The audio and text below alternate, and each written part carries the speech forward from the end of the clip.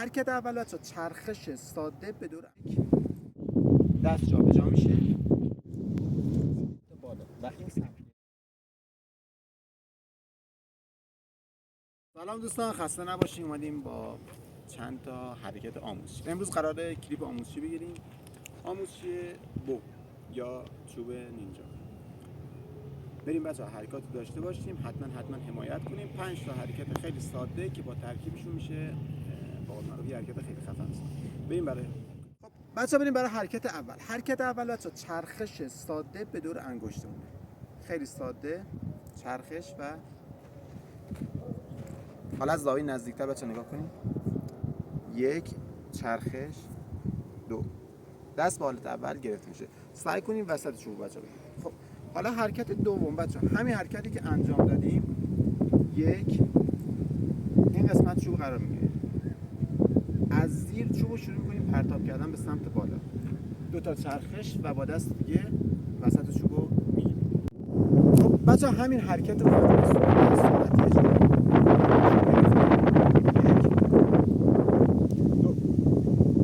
برای حرکت اول. بریم بچه برای حرکت دوم.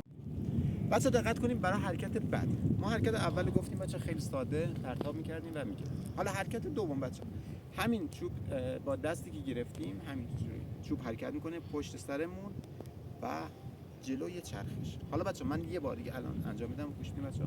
ما پرتاب کردیم چوب بالا چوب گرفتیم. حالا چوب میاد پشت سرمون. حالا پشت سرمون دست جابجا میشه. میاد جلوی دست قرار میگیره. دست چپ روی دست راست قرار میگیره. اولین چوب رد میشه. دومی جایگزین گرفته میشه. حالا همینو بهش سرعت میدیم بچه.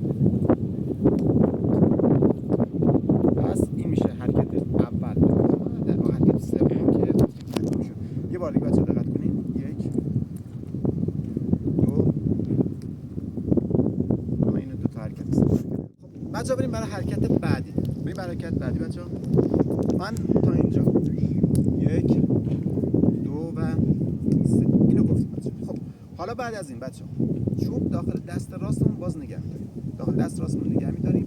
با یه چرخش بچه چرخش از جلو رو انجام میدیم بچه. خیلی ساده بچه. حالا چرخش از جلو من یه بار ساده انجام میدم بچه. یک حالت علامت بی‌نهایت بچه چجوریه؟ دقیقاً شبیه به حالت علامت بی‌نهایت حرکتمون رو انجام میدیم. حالا همین حرکت بچه حالا ترکیب میشه با حرکت بعدیمون. حرکت بعدی چجوریه؟ من همون علامت بی‌نهایت رو که دارم انجام میدم میاد سمت چپ دست جابجا میشه. از سمت چپ دوباره همون حرکت رو انجام میدم میام سمت راست انجامش میدم. ترکیبش میشه این حرکت بچه. بریم بچه من حرکت بعدی رو بهتون توضیح بدم. بچه حرکاتی تا الان گفتیم و یه بار کامل انجام میدیم و میریم حرکت جدید. 1 2 3 4 اینو بچه یه بار انجام بدیم کافیه. یه بار انجام بدیم بعد میریم سراغ همون نیم چرخش اینجا و داخل دست راستمون قرار گرفت. حرکت بعدی بچه میشه اینجا.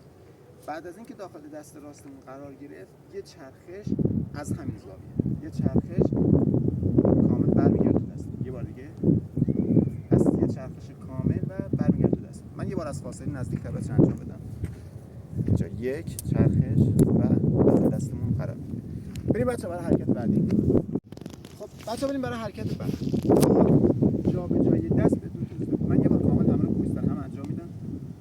1 2 3 4 و 5 و 6. حالا بچه بعد از اینکه این حرکت رو انجام میدیم از همینجا چوب پرتاب میشه سمت بالا.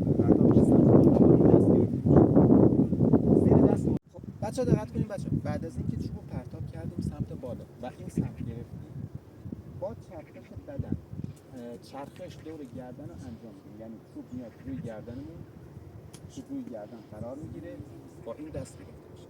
پس بچه من یه بار دیگه اینو سریع‌تر انجام میدم. من زیر دست بود پرتاب کردم بالا از اینجا دور گردن و اینجا گرفتم. پس این میشه مجموع حرکاتی که گفتیم. حالا من بچه یه بار به صورت کامل میخوام براتون اجرا کنم. ببین که دارید بچه میریم مجموع تمام حرکاتی که تا الان بهتون گفتم. خیلی ساده.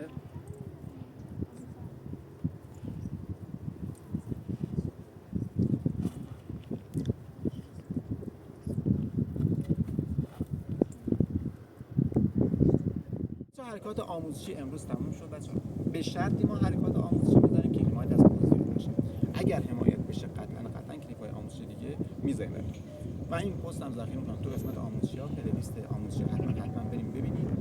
و حرکات خیلی ساده بود بچه‌ها، حرکات پایی که هر کسی می‌تونه راحت انجام بده. حالا حرکات بعدی و سطح پیشرفته‌اش رو حتما تو کلیپ‌های دیگه براتون می‌ذاریم. اما این مجموعه حرکات ساده‌ای بود بچه‌ها، خواستیم انجام بدیم. حتما حمایت کنید، لایک کنید، ساب کنید و حمایت شما بیشتر انگیزه به ما می‌ده. خسته نباشید بچه‌ها، خیلی دوستتون داریم.